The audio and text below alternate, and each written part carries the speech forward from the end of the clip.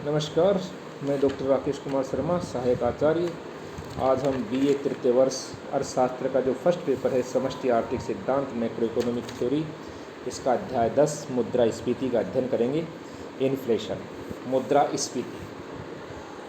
मुद्रास्फीति हम जैसा कि मुद्रा के परिमाण सिद्धांत में मुद्रा के परिमाण में पढ़ रहे थे कि मुद्रा की मात्रा में कमी या वृद्धि कर दी जाती है। तो मुद्रा की मात्रा को बढ़ा दिया जाए तो इसके क्या प्रभाव होंगे, इन्फ्लेशन क्या है, इसी के बारे में अध्ययन किया जाएगा। जैसा कि हम सब जानते हैं, मुद्रास्फीति को अगर मैं एक शब्द में कहूँ तो मुद्रास्फीति का तात्पर्य है महंगाई।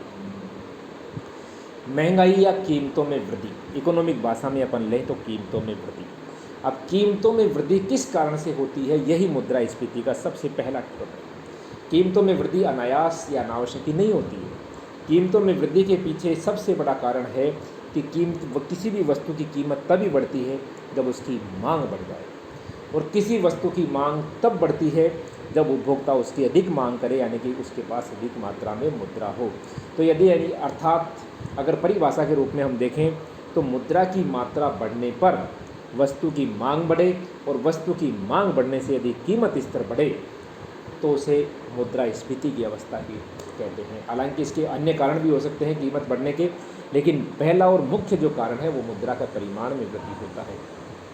यानी कि परिभाषा के रूप में कहूँ कि मुद्रास्फीति वह अवस्था है जब विनिमय के माध्यम की मात्रा, यानी कि मुद्रा, विनिमय का माध्यम क्या है, विनिमय का माध्यम क्या है, मुद्रा, यानी कि जब विनिमय के माध्यम की मात्रा अर्थात मुद्रा उसकी मांग की तुलना में इतनी अधिक हो जाए कि कीमत स्तर बढ़ जाए और मुद्रा का मूल्य घट जाए तो उसे मुद्रास्फीति या इन्फ्लेशन कहते हैं। समझ गए?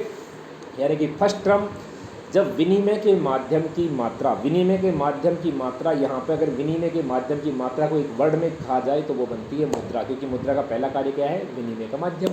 तो विनिमय के माध्यम की मात्रा उसकी मांग की तुलना में इतनी अधिक बढ़ जाए, उसकी पूर्ति अधिक हो जाए, मुद्रा का परिमाण बढ़ जाए, इतनी अधिक बढ़ जाए कि कीमत स्तर बढ़ जाए और मुद्रा का मूल्य घट जाए तो उसे हम मुद्रास्फीति की स्थिति कहते हैं। ये मुद्रास्फीति की परिभाषा बनती है, सबसे उपयुक्त परिभाषा।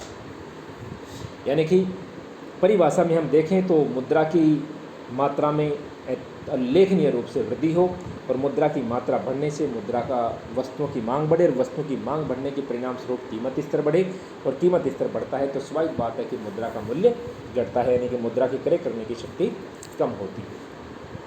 अब मुद्रास्फीति के कारण क्या है, मुद्रास्फीति क्यों बढ़ती है, इसके कारणों का विवेचन किया जाए तो इसमें दो प्रकार के कारण हैं। या तो मुद्रास्फीति का मतलब है कि मुद्रा की मात्रा में वृद्धि, और मुद्रा की मात्रा में वृद्धि का मतलब है कि या तो मुद्रा की मौद्रिक आय को बढ़ाने वाले कारक क्या हैं, या वस्तुओं के उत्पादन को घटाने वाले कारक क्या हैं। क्योंकि यदि उत्पादन घटेगा तो भी मुद्रा की कीमत, वस्तुओं की कीमतें बढ़ेंगी, और यदि मुद्रा का परिमाण बढ़ेगा तो भी वस्तुओं की मांग बढ़ेगी और कीमत स्तर बढ़ेगा। तो पहला है कि मौद्रिक आय को बढ़ाने वाले कौन कौन से कारण हैं जिसके कारण कि मुद्रास्फीति की स्थिति उत्पन्न करने में सहायक होते हैं। तो पहला कारण है विकास व्यय। जब योजनाबद्ध विकास के लिए सरकार द्वारा बहुत बड़ी धनराशि व्यय की जाती है और इस व्यय की गई राशि का शीघ्र फल प्राप्त नहीं होता है तो लोगों की मौद्रिक आय तो बढ़ जाती है, लेकिन वस्तुओं और सेवाओं के उत्पादन में शीघ्र वृद्धि नहीं हो पाती, और ऐसी स्थिति मुद्रास्फीति को जन्म देती है। तो पहला विकास व्यय। नंबर दूसरा युद्धकालीन व्यय। वही बात है, युद्धकालीन व्यय में सरकार द्वारा युद्ध कार्यों पर बहुत अधिक व्यय किया जाता है, और इस व्यय के कारण मौद्रिक आय तो लोगों की बढ़ जाती है, मुद्रा का परिमाण तो बढ़ जाता है, लेकिन उत्पादन जीरो रहता है, क्योंकि युद्धकालीन व्यय का उत्पादन के से कोई संबंध नहीं होता है, और वस्तुओं की कीमतें बढ़ जाती हैं, और वस्तुओं की कीमतें बढ़ने से मुद्रा प्रसार की स्थिति में मुद्रास्फीति की स्थिति उत्पन्न हो जाती है। तीसरा और प्रमुख कारण है हीनार्थ प्रबंधन, डिफिसिट फाइनेंसिंग, गठिया प्रबंधन। जब सरकार अपने खर्चों की पूर्ति के लिए ऋण लेकर या कर लगाकर नहीं करती, बल्कि घाटे के बजटों की पूर्ति नए नोट छाप करके करती है, तो ऐसी स्थिति में देश में नई मुद्रा की पूर्ति बढ़ती है, और मुद्रा की पूर्ति बढ़ने से मौद्रिक आय बढ़ जाती है, और मौद्रिक आय बढ़ने के परिणाम स्वरूप मुद्रास्फीति की स्थिति उत्पन्न हो जाती है। नंबर 4, शाख निर्माण। जब केंद्रीय बैंक के आदेश से व्यापारिक बैंक शाख का निर्माण करते हैं या बैंक दर, खुले बाजार की क्रियाएँ आदि से साख को बढ़ाते हैं तो इससे लोगों की क्रय शक्ति बढ़ती है और मुद्रा प्रसार होता है। यानी कि अनियंत्रित साख निर्माण के द्वारा भी मुद्रास्फीति की स्थिति उत्पन्न होती है। इसके बाद हम देखें कि करों में छूट। जब सरकार द्वारा प्रत्यक्ष और अप्रत्यक्ष करों में छूट दे देती है तो करों सरकार के पास करों से प्राप्त आय न जा करके जनता के पास ही रह जाती है, व्यक्तियों के पास ही रह जाती है और साख निर्माण को प्रोत्साहन मिलता है, जिससे मुद्रा की पूर्ति बढ़ती है और मुद्रा की पूर्ति बढ़ने के परिणाम स्वरूप मुद्रास्फीति की स्थिति उत्पन्न हो जाती है। और लास्ट और आखिरी है सार्वजनिक और निजी विनियोग में वृद्धि। जब सार्वजनिक और निजी विनियोग में वृद्धि होती है तो एक सीमा तक उत्पादन नहीं होता है और व्यय बढ़ जाता है, इससे मुद्रा की पूर्ति बढ़ती है। इसके अतिरिक्त उधार कार्यक्रमों में ढील, पुराने ऋणों में ब्याज के भुगतान को स्थगित करना, विदेशी पूंजी का निरंतर आयात, प्रशासकीय और नियंत्रित कीमतों में वृद्धि करने पर भी मुद्रा की पूर्ति बढ़ती है और मुद्रा की पूर्ति बढ़ने से मुद्रा प्रसार की स्थिति उत्पन्न होती है और मुद्रा प्रसार की स्थिति मुद्रास्फीति की स्थिति उत्पन्न करने में सहायता करती है। तो ये जो कारक थे ये मौद्रिक आय को बढ़ाने वाले कारक थे। अब सेकंड नंबर पे पढ़ेंगे उत्पादन की मात्रा या उत्पादन की पूर्ति को घटाने वाले कारक। तो उत्पादन की मात्रा को घटाने वाले कारक है नंबर 1 प्राकृतिक संकट। जब देश में अकाल, बाढ़, प्रकोप, अन्य किसी प्राकृतिक प्रकोप से देश के उत्पादन को भारी क्षति पहुंचती है तो उत्पादन की मात्रा घट जाती है और उत्पादन की मात्रा घटने के परिणाम स्वरूप वस्तुओं की मांग बढ़ती है और वस्तुओं की मांग बढ़ती है तो कीमतें बढ़ती हैं और मुद्रास्फीति की स्थिति उत्पन्न होती है। प्राकृतिक संकट की तरह ही औद्योगिक संकट भी है, जिसमें हड़ताल, तालाबंदी आदि के द्वारा यदि उत्पादन को अवरुद्ध कर दिया जाए तो मौद्रिक आय स्थिर रहने से मुद्रास्फीति की स्थिति उत्पन्न होती है। नंबर 3 है सरकार की जो नीतियाँ हैं, जिसमें लाइसेंसिंग नीति, औद्योगिक नीति, अत्यधिक नियंत्रण की नीतियाँ, अत्यधिक करारोपण की नीतियाँ, इनसे पूंजी विनियोग हतोत्साहित हो जाती है और उत्पादन वृद्धि का मार्ग अवरुद्ध हो जाता है और कीमतों में वृद्धि होती है। सरकार की व्यापारिक नीति भी स्फीति को जन्म देती है। अधिक विनिमय कीमत कमाने के प्रलोभों में आयातों में कमी और विदेशी निर्यात को बढ़ाने से मुद्रा की आंतरिक पूर्ति में कमी हो जाती है। और जनसंख्या वृद्धि या उत्पादन वृद्धि से भी देश में मांग प्रेरित और लागत प्रेरित मुद्रास्फीति को जन्म मिलता है। और साधनों की कमी होने से, इनपुट में कमी होने से साधनों की कमी के परिणाम स्वरूप भी उत्पादन कम होता है और उत्पादन कम होने के परिणाम स्वरूप मुद्रास्फीति की स्थिति उत्पन्न हो जाती है। अब हम देखते हैं मुद्रास्फीति के प्रभाव क्या है। तो मुद्रास्फीति के प्रभाव देखा जाए तो सबसे पहला प्रभाव है कि हल्की यदि मुद्रास्फीति है, बहुत ही थोड़ी मात्रा में 1 से 3% तक रेंगती हुई जो मुद्रास्फीति जिसको बोलते हैं, ये उत्पादन बढ़ाने के लिए एक टॉनिक मानी गई है, क्योंकि थोड़ी सी मुद्रास्फीति से उत्पादनकर्ता को मनोबल बढ़ता है, वो अधिक उत्पादन करने के लिए प्रेरित होता है और थोड़ी मुद्रास्फीति का ऐसा कोई अर्थव्यवस्था पर विपरीत प्रभाव भी नहीं पड़ता। इसलिए हल्की मुद्रास्फीति को उत्पादन बढ़ाने के लिए एक टॉनिक का काम किया गया है। नंबर 2 उपभोग एवं जीवन स्तर पर प्रभाव। उपभोग व जीवन स्तर पर मुद्रास्फीति का विपरीत प्रभाव पड़ता है, क्योंकि कीमतों में वृद्धि होने से उपभोग भी घटता है और उपभोग के घटने से जन कल्याण में कमी होती है, जीवन स्तर लगातार गिरता है और जीवन स्तर के गिरने से आर्थिक कल्याण में कमी आती है। ऋणदाता व ऋणी पर प्रभाव में देखें तो इसमें ऋण देने वाले को हानि होती है और लेने वाले को लाभ होता है, क्योंकि जिस समय लिया जा रहा है मुद्रास्फीति की स्थिति से, उस समय मुद्रा का जो मूल्य है वो अधिक रहता है और उसके बाद मुद्रास्फीति की स्थिति उत्पन्न हो जाती है तो मुद्रा का मूल्य घटता है। इसलिए हमेशा ऋणदाता को हानि होती है और ऋणी को मुद्रास्फीति की स्थिति से लाभ होता है। बचत और विनियोगों पर इसका विपरीत प्रभाव पड़ता है।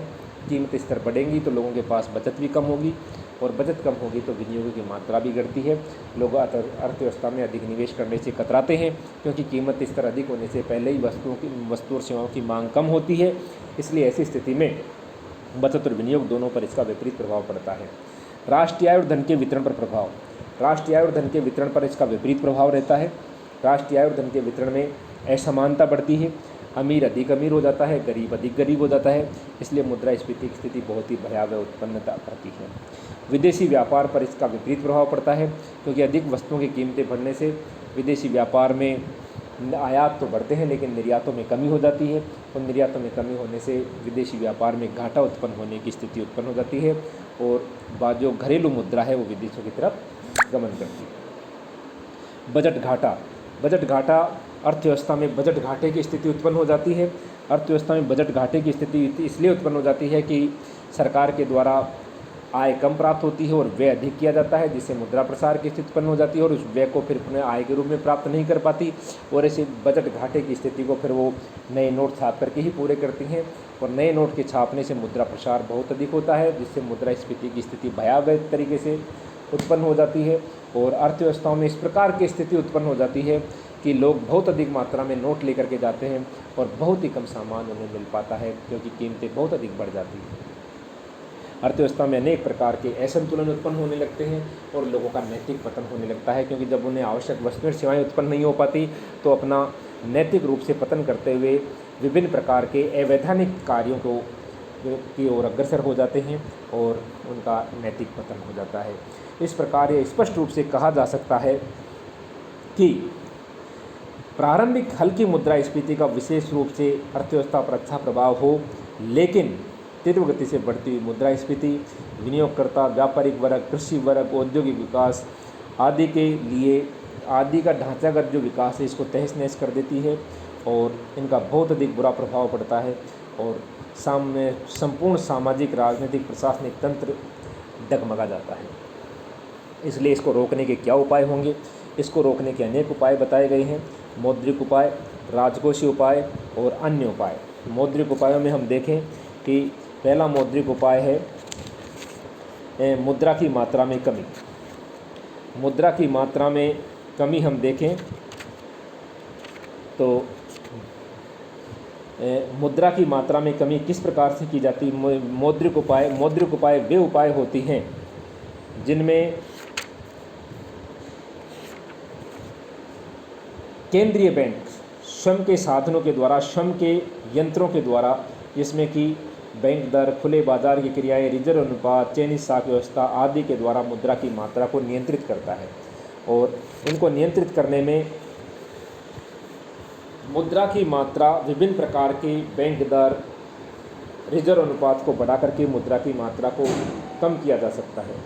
इसी प्रकार ब्याज की दर को बढ़ा करके भी मुद्रा की मात्रा को कम किया जा सकता है, क्योंकि ब्याज की दर बढ़ने से देश में मुद्रा की मात्रा कम हो जाती है। इसी प्रकार राजकोषीय उपाय में सरकार राजकोषीय उपायों को अपनाती है, जिसमें करों में वृद्धि, सार्वजनिक ऋणों में वृद्धि, संतुलित बजट नीति, सरकारी व्यय में कमी, वस्तुओं को प्रोत्साहन और विनियोगों पर नियंत्रण करके मुद्रास्फीति की स्थिति को रोका जा सकता है। और अन्य उपायों में उत्पादन में वृद्धि की जानी चाहिए, संग्रह प्रवृत्ति पर रोक लगाई जानी चाहिए, मूल्य नियंत्रण किया जाना चाहिए, आयात निर्यात भी नियंत्रण किया जाना चाहिए। इस प्रकार मुद्रास्फीति की स्थिति को नियंत्रित किया जा सकता है। धन्यवाद।